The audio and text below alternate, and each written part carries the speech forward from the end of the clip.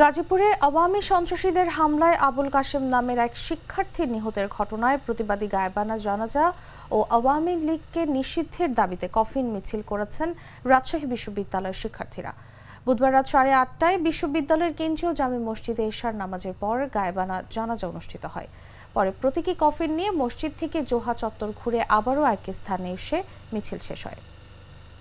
এই চেয়ারে বসেছেন, এই চেয়ারের যদি যথাযথ মর্যাদা রক্ষা করতে না পারেন আজই এখনই গদি ছেড়ে দেন, না হয় কিন্তু ছাত্র জনতা যদি পুনরায় যদি বিপ্লবের ডাক দেয় আপনারাও কিন্তু আওয়ামী স্বৈরাচারের মতো এই বাংলাদেশে জায়গা পাবেন না।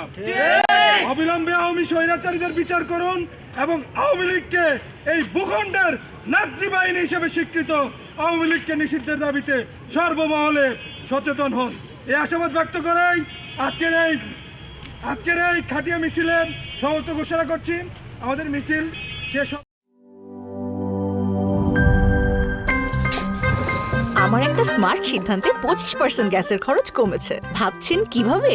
সাধারণ গ্যাস স্টোভ বদলে আমি এনেছি আরএফএল গ্যাস স্টোভ। এর সাইন্টিফিক নজল ও ব্রাস বার্নার ক্যাপ সমানভাবে তাপ ছড়িয়ে রান্না করে দ্রুত, তাই গ্যাসও বাঁচায় 25%, টাকাও বাঁচে 25%। আরএফএল গ্যাস স্টোভ নিরাপদ ও গ্যাস সাশ্রয়ী।